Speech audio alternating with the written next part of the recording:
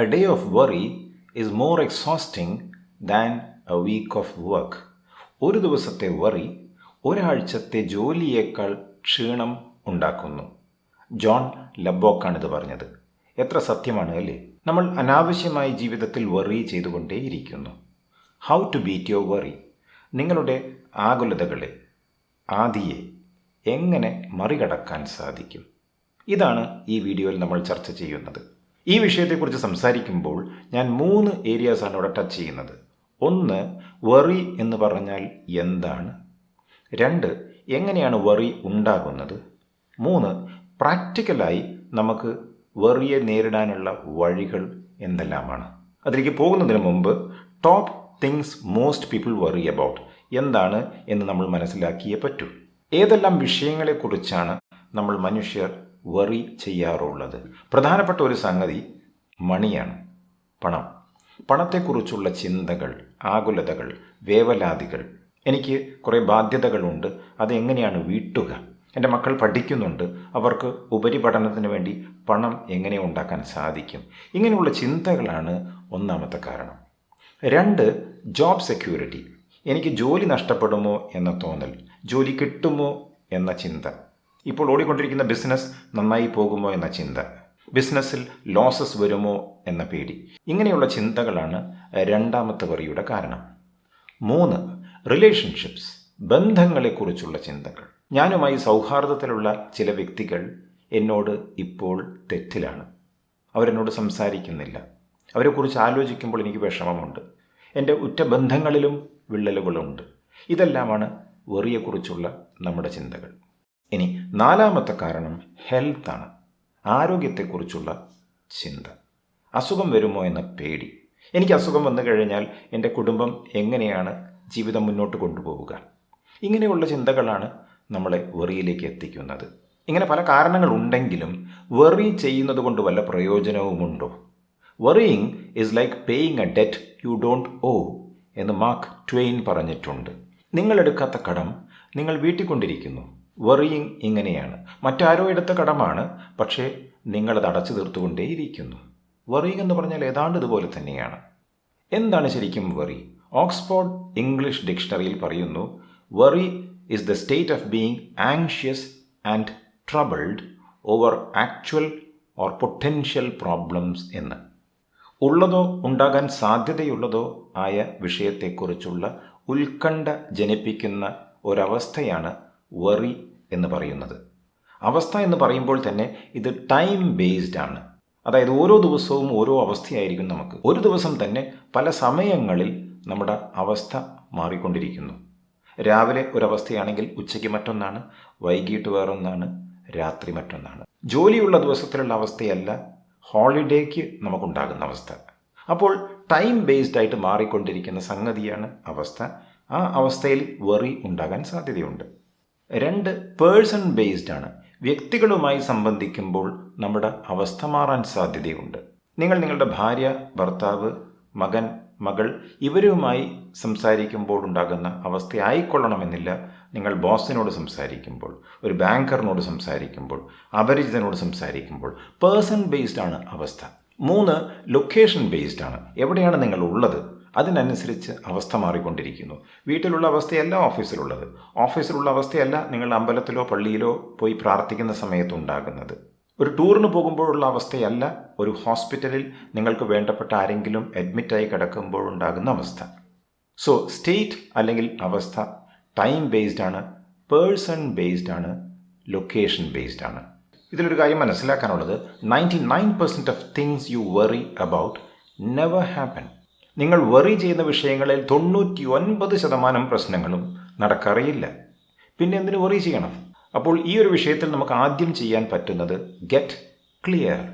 Ask your self, what do you worry about? നിങ്ങൾ സാധാരണ എന്തിനെക്കുറിച്ചാണ് worry ചെയ്യാറുള്ളത്? Just sit calm and think about it. നിങ്ങൾക്കൊരു solution വേണമെന്നുണ്ടെങ്കിൽ പ്രശ്നം എന്താണ് എന്ന് ആദ്യം അറിഞ്ഞേ മതിയാകൂ.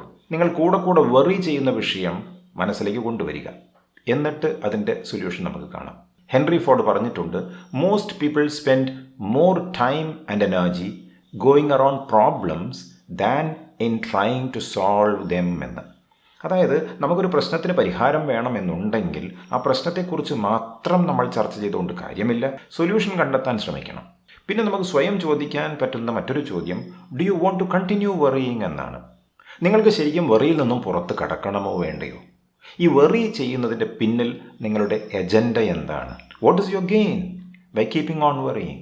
ആരുടെയെങ്കിലും ശ്രദ്ധ നിങ്ങൾക്ക് കിട്ടുന്നുണ്ടോ? അങ്ങനെ വല്ല എജൻഡയും ഉണ്ടോ? ഇത് കൃത്യമായിട്ട് മനസ്സിലാക്കണം. സെക്കൻഡറി ഗെയിൻ എന്ന് പറയും സൈക്കോളജിയിൽ. നമുക്ക് ഈ ഒരു പ്രശ്നത്തിൽ നിന്നും പുറത്ത് കടക്കണമോ വേണ്ടയോ എന്നുള്ളൊരു വ്യക്തമായ കാഴ്ചപ്പാട് നമുക്കുണ്ടായിരിക്കണം. ഇല്ലെങ്കിൽ നമ്മളുടെ ഈ വെറിയുടെ കാരണമായ പ്രശ്നത്തിന് നമുക്ക് സൊല്യൂഷൻ കണ്ടെത്താൻ കഴിയില്ല.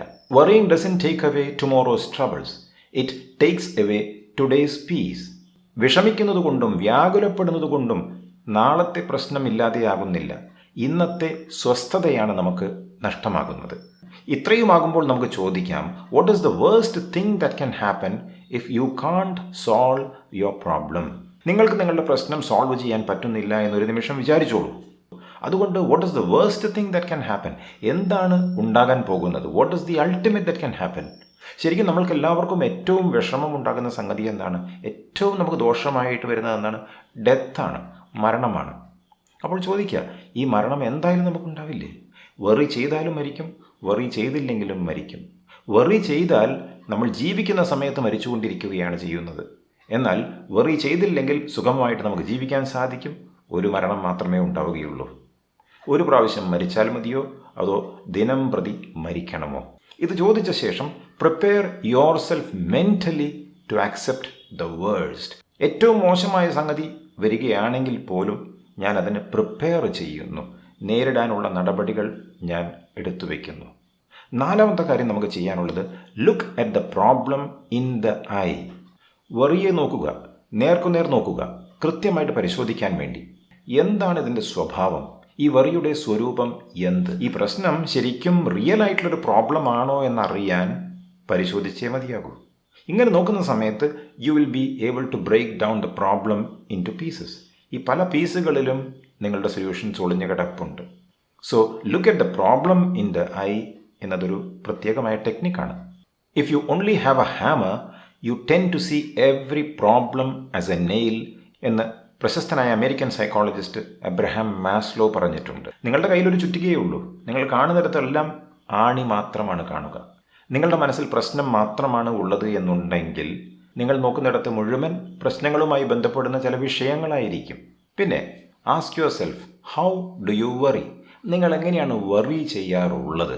വറി ചെയ്യണമെന്നുണ്ടെങ്കിൽ ഒരു പ്രക്രിയ നമ്മളിൽ നടക്കണം. ആ പ്രക്രിയ എന്താണ് എന്ന് സ്വയം മനസ്സിലാക്കി തരുന്ന ഒരു സ്റ്റെപ്പാണിത്. ആദ്യമായി, what thoughts do you think?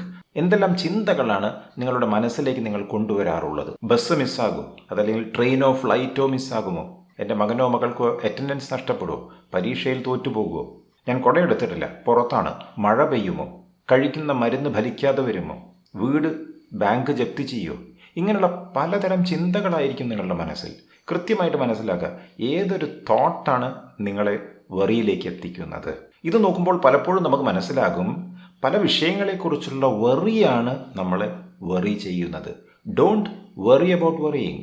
വെറിയെക്കുറിച്ച് ചിന്തിച്ച് നമ്മൾ വെറി ചെയ്യേണ്ട ഒരു കാര്യവുമില്ല. ബിക്കോസ് അത് ഇല്ലാത്തൊരു സംഗതിയാണ്. അപ്പോൾ ചിന്തകളെക്കുറിച്ച് വിശകലനം ചെയ്ത് കഴിഞ്ഞാൽ പിന്നീട് നമുക്ക് ചോദിക്കാനുള്ളത്, what do you do with your body?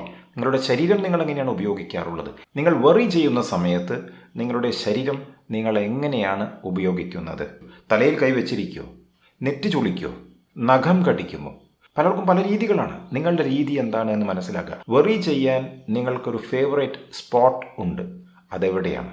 അവിടെ ഇരിക്കരുത്, മാറിയിരിക്കുക, എഴുന്നേറ്റ് നടക്കുക, പുറത്തേക്ക് പോവുക, കളിക്കുക. ഇതെല്ലാം ചെയ്താൽ തന്നെ വെറി പകുതി മാഞ്ഞു പോകും. പിന്നെ ചോദിക്കാനുള്ളത്, what action do you take? Worry വരുന്ന സമയത്ത് നിങ്ങൾ എന്താ ചെയ്യാറുള്ളത്? നിങ്ങൾ ആരെയാണ് വിളിക്കാറുള്ളത്? നിങ്ങൾക്ക് കൂടുതൽ ടെൻഷൻ തരുന്ന വ്യക്തിയെയാണോ വിളിക്കാറുള്ളത്? അല്ലെങ്കിൽ നിങ്ങളുടെ മനസ്സിന് കുറച്ച് സ്വസ്ഥത തരുന്ന വ്യക്തിയെയാണോ നിങ്ങൾ വിളിക്കാറുള്ളത്? എന്തെങ്കിലും അസുഖവുമായി ബന്ധപ്പെട്ട ചിന്തകൾ വരുന്ന സമയത്ത് നിങ്ങൾ ഇൻ്റർനെറ്റിൽ സെർച്ച് ചെയ്യുകയാണോ ചെയ്യാറുള്ളത്? വീഡിയോസ് കാണുകയാണോ യൂട്യൂബിൽ ചെയ്യാറുള്ളത്? എല്ലാം പേടിപ്പെടുത്തുന്ന വിഷയങ്ങളാണോ നിങ്ങൾ നോക്കാറുള്ളത്? നിങ്ങൾക്ക് കൂടുതൽ ഉത്കണ്ഠ ജനിപ്പിക്കുന്ന വിഷയങ്ങളിലേക്കാണോ നിങ്ങൾ നിങ്ങളുടെ ശ്രദ്ധ തിരിച്ചുവിടാറുള്ളത്? ഇതിലെല്ലാം മാറ്റങ്ങൾ കൊണ്ടുവന്നാൽ തന്നെ നിങ്ങൾക്ക് വെറിയെ തരണം ചെയ്യാൻ സാധിക്കും. ഹൗ ടു ബീറ്റ് യുവർ വെറി? എങ്ങനെയാണ് നിങ്ങൾക്ക് നിങ്ങളുടെ വറിയെ നേരിടാൻ കഴിയുക? First point, switch off the fear response. ഇത്രയും നേരം നമ്മൾ ചർച്ച ചെയ്തതിൽ നിന്ന് നിങ്ങൾക്ക് മനസ്സിലായിട്ടുണ്ടോ നിങ്ങളുടെ സാധാരണ റെസ്പോൺസ് എന്താണ് എന്ന്? ആ സാധാരണ രീതി ഉണ്ടല്ലോ, അതിൽ നിന്നും മാറുന്ന അവസ്ഥയ്ക്കാണ് switching off the fear response എന്ന് പറയുന്നത്. ഇങ്ങനെ നിങ്ങൾ നിങ്ങളുടെ ബ്രെയിനിനെ ട്രെയിൻ ചെയ്തെടുക്കണം. That there is no real threat എന്ന ഫീലിംഗ് നിങ്ങളിലേക്ക് കൊണ്ടുവരണം. ഇങ്ങനെയൊക്കെ ചെയ്യുമ്പോൾ നിങ്ങൾക്ക് മനസ്സിലാകും it is the fear of fear that you fear, nothing else. പേടിയെക്കുറിച്ചുള്ള പേടിയാണ് നിങ്ങളുടെ പേടി. ഇത് മനസ്സിലാകുമ്പോൾ things will be easy to manage.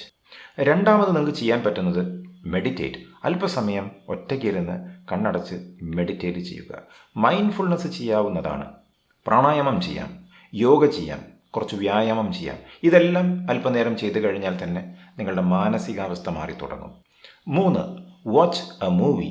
പറ്റുമെങ്കിൽ ഒരു കോമഡി ഷോ അല്ലെങ്കിൽ മിമിക്രി, തമാശയുള്ള ചില വീഡിയോസ് എല്ലാം നിങ്ങൾക്ക് കാണാവുന്നതാണ്. ഇഷ്ടംപോലെ നിങ്ങൾക്ക് യൂട്യൂബിൽ കിട്ടും അല്ലേ?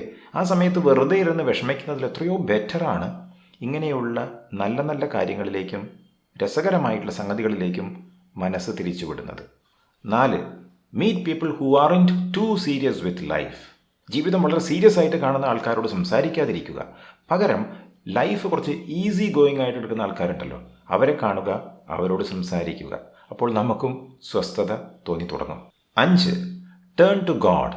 ഈശ്വര വിശ്വാസിയാണെങ്കിൽ ദൈവത്തെ വിളിക്കാം. നിങ്ങൾക്ക് അമ്പലത്തിൽ പോകാം, പള്ളിയിൽ പോകാം, എവിടെ വേണമെങ്കിലും പോകാം. ഭഗവത്ഗീത വായിക്കാം, ബൈബിൾ വായിക്കാം, ഖുറാൻ വായിക്കാം, ധമ്മപദ വായിക്കാം, എന്തും വായിക്കാം. നിങ്ങൾക്ക് മനസ്സിന് സാന്ത്വനം തരുന്ന ഏതെങ്കിലും ഒരു പുസ്തകം എടുത്ത് വായിക്കാം. 6ാമത്തെ ഏറ്റവും പവർഫുൾ ആയിട്ടുള്ളൊരു technique, laugh at your worry, tease your worry. നിങ്ങളുടെ വെറിയെ മുൻനിർത്തിക്കൊണ്ട് അതിനെ കളിയാക്കുക. വെറിയെ നോക്കി ഒന്ന് പൊട്ടിച്ചിരിച്ചോളൂ. Make fun of it. നിങ്ങൾ ചില ആൾക്കാരെയൊക്കെ കളിയാക്കാറില്ലേ? ചിരി അടക്കി പിടിക്കാൻ പറ്റാത്ത രീതിയിൽ ചിലപ്പോൾ നിങ്ങൾ ചിരിക്കാറില്ലേ ഓരോ ആൾക്കാരെ കളിയാക്കിക്കൊണ്ട്? ആ എബിലിറ്റി നിങ്ങൾക്കുണ്ട്, ആ കഴിവ് നിങ്ങൾക്കുണ്ട്. അത് വെറിയുടെ നേർക്ക് തിരിച്ചു വിടുക. Look at your worry, laugh at your worry, tease your worry, make fun of your worry. വളരെ ഈസി ആയിട്ടൊരു ടെക്നിക്കാണ്, വളരെ പവർഫുള്ളാണ്. 7ാമത്തെ ഒരു വഴി, smile. Life is too short to keep worrying.